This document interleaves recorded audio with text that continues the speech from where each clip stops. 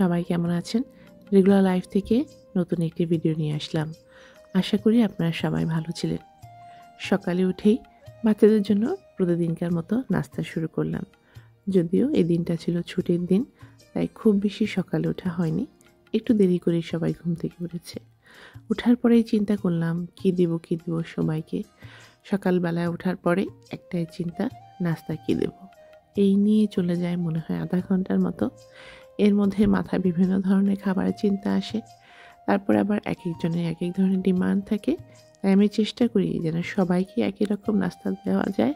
শুধুমাত্র আনার ক্ষেত্রে একটু ব্যতিক্রম হয়, কারণ আনায়া সব ধরনের খাবার খেতে চায় না। আনায়ার সকালে নাস্তা আজকে হচ্ছে স্যুপ নুডলস, আর বাকি সবাইকে দিচ্ছি অন্যান্য খাবার।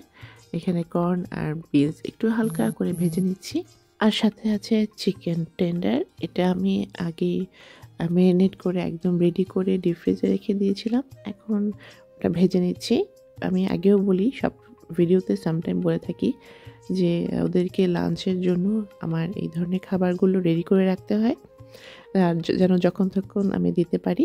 তাই চিকেন টেন্ডারটা রেডি করা ছিল, একদম ম্যারিনেট করা ডিপ ফ্রিজে রাখা ছিল। এটা বের করে শুধু এখন ভেজে নিচ্ছি, ওদেরকে নাস্তা দেব। যেদিন ওদের ছুটি থাকে সেদিন সকালবেলা একটু তাড়াহুড়ো লাগে। আসলে সকাল বলবো না, মোটামুটি বেশ বেলা হয়ে গেছে। এখন নাস্তা যখন খাচ্ছে তখন দেখা যাবে যে এই নাস্তায় ওরা লাঞ্চের কাজ হয়ে যায়, ওরা দুপুর আর কিছু খেতে চায় না। আর সকাল ছুটির দিনটা এরকম হয় যে আমাদের খেতে খেতে দেরি হয়ে যায়, তখন দেখা যায় দুপুরের খাবার আর সকালের নাস্তা একসাথে হয়ে যায়। তাই এটা আমাদের না ব্রেকফাস্ট না লাঞ্চ, এটা হচ্ছে ব্রাঞ্চ। তো আজকে আমরা যে নাস্তাটা রেডি করছি তা খুব সহজ এবং আমার হাতের কাছেই সব কিছু আছে। চেষ্টা করি সবসময় সকালে নাস্তাটা একটু সহজ করে দেওয়ার জন্য, এবং যে খাবারটা ওরা পুরো সপ্তাহে খুব একটা খায় না সেটা আমি উইকেন্ডে দেওয়ার চেষ্টা করি। আর যদিও এই চিকেন টেন্ডার যেটা, সেটা আমি ওদেরকে সামটাইম লাঞ্চে দেই, এভরিডে দেওয়া হয় না, কারণ যেহেতু সকালে উঠে আমার একটু ভাজা পোড়া করা লাগে, তাই এটা আমি একটু অ্যাভয়েড করি। এভরিডে দেই না, সামটাইম দেই। সামটাইম দিলে হয় কি, খাবার মজাটা থাকে, ওরা খুব আগ্রহ করে খায়। আমার সংসারটা আলহামদুলিল্লাহ একটু বড়, তাই সবার জন্য নাস্তা রেডি করতে করতে আমার একটু দেরি হয়ে যায়। শুধু নাস্তা না, ঘরের অন্যান্য কাজ দেখা যায় আমার একটু করতে দেরি হয়ে যায়, কারণ আমরা ঘরে যেহেতু আলহামদুলিল্লাহ 6 জন মানুষ, তাই সবার জন্য খাবার রেডি করা এবং ঘরের অন্যান্য জিনিস সবার জন্য তৈরি করে দিয়ে বা অন্য কোনো কিছু রেডি করে দিয়ে দিতে দেখা যায় আমার বেশ বেলা হয়ে যায়। রান্নাবান্না যদিও আমি চেষ্টা করি এভরিডে না করার, এতে করে আমার জানের একটু আসান হয়, আমার একটু আরাম হয়। আর রান্নাবান্না ছাড়াও তো ঘরের অন্যান্য কাজ আছে, কাপড় ধোয়া, ঘর ক্লিন করা, ঘরটাকে পরিপাটি রাখা। তখন এগুলো করতে করতে দেখা যায় নিজের জন্য খুব একটা সময় বের করতে পারি না। তাই রান্নাটা এভরিডে না করে এভরি আদার ডে করার চেষ্টা করি, এতে করে আমার একটু আরাম হয়। আর দেখা যায় যে এভরিডে রান্না করাটাও ইমানের বাবা পছন্দ করে না। সে মনে করে যে সারাদিন আমি মনে শুধু রান্নাঘরেই থাকি, রান্নাঘরেই কাজ করি। ব্যাপারটা আসলে তা না। আমি চেষ্টা করি সব খাবার দাবার প্রিপারেশন করে রাখার, যেন যখন তখন আমি খাবারগুলো ওদেরকে দিতে পারি। লাঞ্চে বলেন, ডিনারে বলেন, যেটাই হোক, খাবারগুলোর জন্য আমার রেডি থাকে। এনিওয়েজ, এখন আমি যে খাবারটা রেডি করব এটা হচ্ছে ডাম্পলিং। অনেক দিন ধরে আয়াত আমাকে বলছে ও ডাম্পলিং খেতে চায়, কিন্তু আমার সুযোগ হচ্ছিল না। সুযোগ বলতে পারেন অনেকটা আলসেমি করেই বানাচ্ছিলাম না। আজকে হাতের কাছে সব কিছু ছিল, আর আমি বাজার থেকে গিয়ে মোটামুটি ডাম্পলিংয়ের জন্য যা যা লাগে তা কিনে এনেছি। আজকে শুধু এটা আমি রেডি করব, কিছু আমি ফ্রোজেন করব আর কিছু বাসার জন্য সবার জন্য দেব।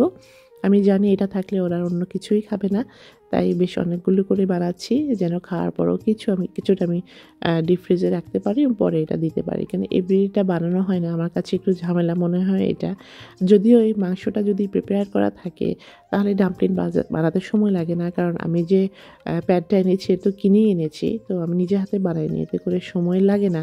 কিন্তু তারপর আমার কাছে মনে হয় যে এভরিডে এটা বানানোটা মুশকিল, তাই একটু বেশি করে বানিয়ে যদি ফ্রোজেন করা যায় তাহলে কিন্তু ওদেরকে মাঝে মধ্যে এটা নাস্তা হিসেবে দেওয়া যায়, যেহেতু বাচ্চারা এটা পছন্দ করে।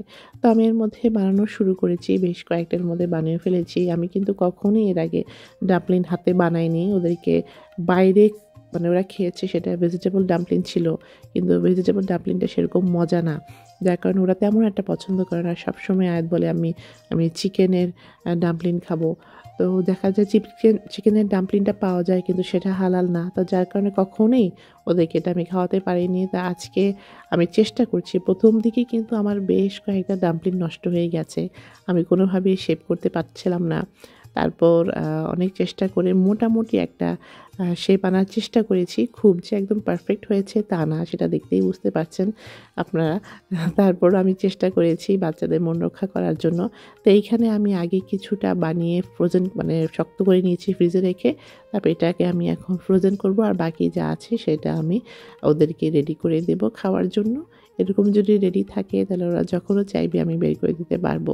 আর এখানে দেখেন এগুলোকে আমি এখন রেডি করব। তার আগে একটা সস তৈরি করে নিচ্ছি। এই সসটা খেতে তো অনেক মজা, যারা ডাম্পলিং খান রেগুলার তারা জানেন। আমি একটু ইজি ওয়েতে বানাচ্ছি, যেন এটা আমার জন্য একটু তাড়াহুড়ো মানে আমার জন্য একটু সহজ হয়, তাই তাড়াহুড়ো করে যতটুকু পেরেছি সেটা করে নিয়েছি। সসটা বানানোর পরে আমি দুইভাবে ডাম্পলিংটা করেছি। একটা হচ্ছে এরকম ভাপে দিয়েছি, চুলাতে নিচে পানি দিয়ে তারপর উপরে একটা ছাঁকনি দিয়ে তার মধ্যে বসিয়ে দিয়েছি। আর আরেকটা করব, সেটা হচ্ছে চুলাতে সরাসরি বসাবো। দুইভাবেই করা যায়, যেভাবে সুবিধা। তো আমার কাছে মনে হচ্ছিল যে চুলাতে আমি যেভাবে বসিয়েছি সেটাতে ডাম্পলিংটা একটু বেশি ভালো হয়েছে। ভাপে আমারটা যেটা হয়েছে যে একটু একটা গায়েটা লেগে যাচ্ছিলো, এই জন্য আমার কাছে এই যেভাবে আমি ফ্রাই প্যানে বসিয়ে দিয়েছিলাম, একটু নিচে যখন দাগ লেগে যায় ফ্রাই প্যানে বসানোর পরে বলছি, যখন নিচে একটু সামান্য দাগ লেগে যায় তখন বুঝতে হবে যে এখন মোটামুটি রেডি বলতে এটার মধ্যে পানি দিয়ে দেওয়া যাবে। তখন এটাকে আমি চুলাতে 5 থেকে 7 মিনিট রাখবো, রেখে তারপর নামিয়ে ফেলবো। এই পদ্ধতিটা আমার কাছে মনে হয়েছে বেশি ভালো। এতে করে ডাম্পলিংটা ভিতরে চিকেনটাও খুব তাড়াতাড়ি সিদ্ধ হয়ে গেছে এবং আমার কাছে মনে হচ্ছে এটা পারফেক্ট। তবে হ্যাঁ, যেটা আমি ভাপে দিয়েছি সেটাও কিন্তু ভালো হয়েছে, পারফেক্ট হয়েছে। কিন্তু আমার কাছে ওই যে বললাম যে একটা গায়েটা লেগে যাচ্ছিলো, তার কারণে আমার কাছে ওটা একটু জটিল মনে হচ্ছিলো। তো এইখানে আমি রেডি করে ফেলেছি ঝটপট ডাম্পলিং বাচ্চাদের জন্য। এই তো বাচ্চাদের জন্য ওদের পছন্দের খাবার রেডি করতে আমার ভালো লাগে, প্রিপেয়ার করতে ভালো লাগে, তাই আজকে চেষ্টা করেছি। এতটা মনে হয় খারাপ হয়নি, মোটামুটি ভালোই হয়েছে। তো আপনারা সবাই ভালো থাকবেন, নেক্সট ভিডিওতে আবার দেখা হবে। আসসালামু আলাইকুম।